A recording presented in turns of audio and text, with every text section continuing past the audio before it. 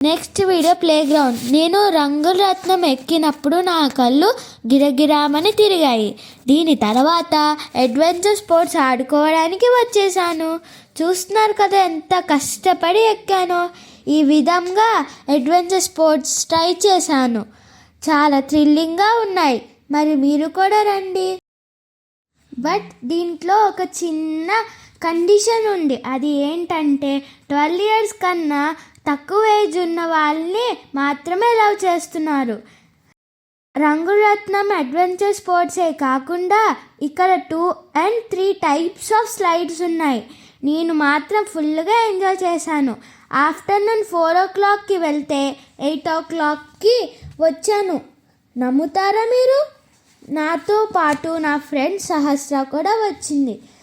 మీ ఇద్దరం సీసా ఉయ్యాల కలిసి ఆడుకున్నాము.